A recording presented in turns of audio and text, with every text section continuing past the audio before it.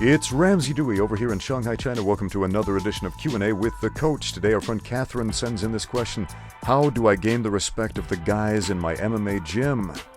I'm one of the few women in my gym, and my goal is not to beat up my sparring partners, but to learn and become a better fighter.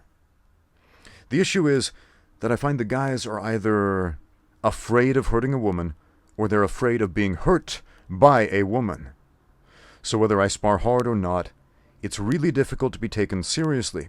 I'm really working hard to improve in every area: technique, strength, endurance, etc. But the most difficult battle for me seems to be gender politics. I don't want to leave my gym because I think I would face the same issue wherever I go. All right, Catherine, thank you for the question. I did a podcast with my friend Jess Downer. She is a jiu-jitsu purple belt, an amateur boxer, amateur mixed martial artist. Good friend. We did a podcast together where we discussed this issue. Maybe I'll put a link up to that somewhere. Maybe up in the corner. I don't know where. We'll see. But we discussed this issue. I would recommend watch that podcast or the short version of a podcast clip. But I'm going to ask you, what is it that you want? You mentioned you want respect, right? And you feel disrespected. This is understandable. I see this all the time with women, and they come to me with a similar complaint when they train with the guys, because the guys either treat them like a small child, like they're made out of glass and they're gonna shatter, and they don't give them the level of intensity and training that they need to improve, or they sometimes start out that way, and then the woman one-ups the man, and the man's like, "Oh, I'll show you, you dumb girl, get in your place." And then they up the intensity to a dangerous level. And neither of these are productive for anyone to train in. So, what do you do about that? What is it you really want, though? Do you want people to spar harder? Do you want the crazies to tone down? Or do you just want that nice middle ground? That nice middle ground is very important for really anybody to train. Man, people make instant judgments on you based on your appearance, based on the way you talk, based on your gender. We all do things like that. We see somebody short and small and weak and frail, and we either assume we have power and dominion over them, or we assume that we need to treat them very gently, like a small, fragile child, and be a caretaker over them. And when people see women in combat sports, men in particular, we are reminded of our wives and our mothers and our daughters and our nieces and our grandchildren, if we're that old. And it's there is an instinct, a protective instinct in men to protect women. In men. In boys, there's a competitive instinct. A competitive instinct to be better than women. To prove you're a real man. And so it sounds like you are training with both men and with boys. The men are trying to protect you. The boys are trying to one-up you.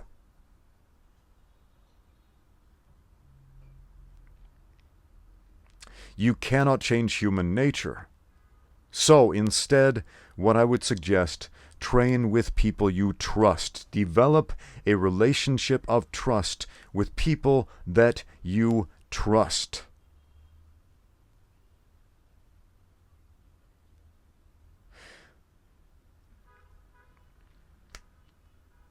Women in combat sports often tend to have to fall into a clique at the gym.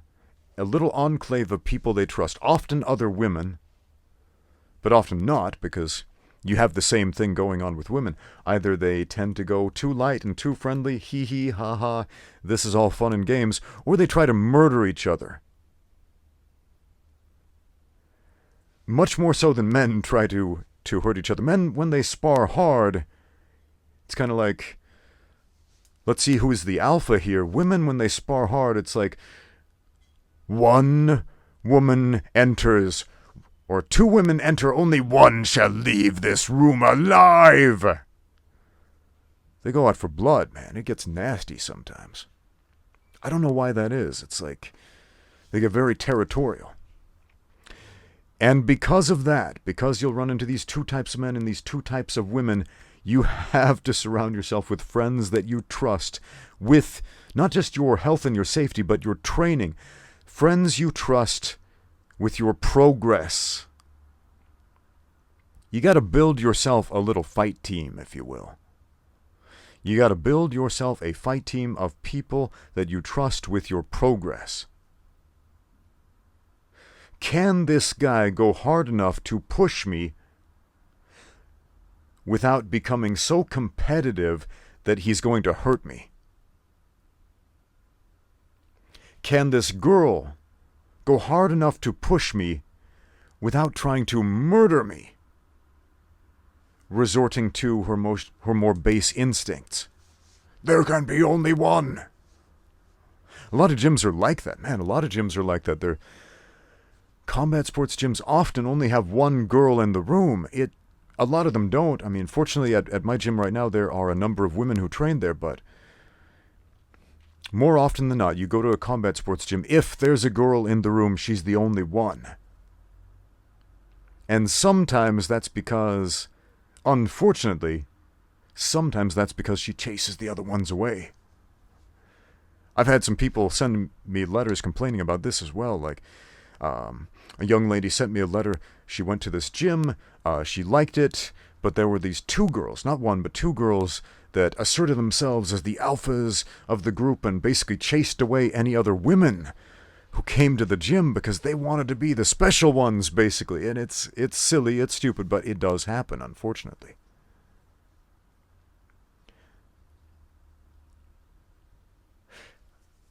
I kind of saw the same behavior in dance. I have a degree in modern dance, and there are different types of dancers, and dancing is not fighting, but you're still competing to a certain degree. For example, you compete to get into the major in college. You have to audition and compete against everybody else. You have to prove you're the best.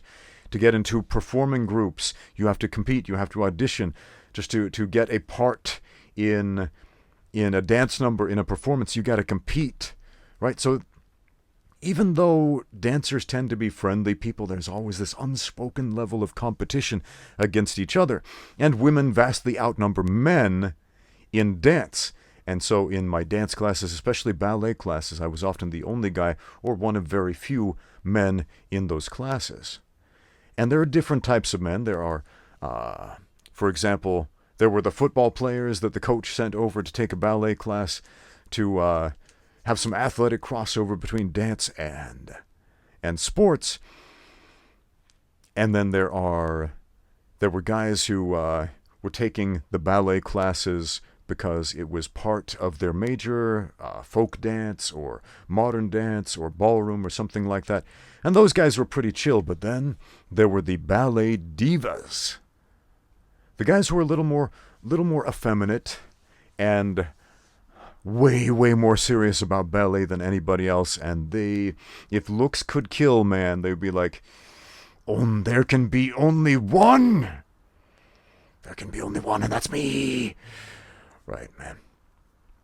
Those guys were interesting. And if they knew how to fight, they would be scary. But fortunately, they invested their time only into ballet and not so much fighting. But man, if those guys knew how to fight, they would be scary people. But it's this very similar attitude I often see between women and women at combat sports gyms. There can be only one. I'm rambling about this a little bit. So my advice to you, essentially threefold, maybe twofold. Number one, establish concrete goals. What is it that you really want out of this experience? Number two, I've already said it, surround yourself with people that you trust. Make your own fight team whether that is out of people who are already there at your gym or people you have to recruit from outside of the gym to join and help you out on your quest for personal progress. And what's 3? Yes, the most important of all. Make sure that you get out there and train. This video is brought to you by xmarshall.com. Don't forget to use my code Ramsey10 for 10% off literally everything on the website. It helps this channel out a lot. Thank you so much for watching, and as always, get out there and train.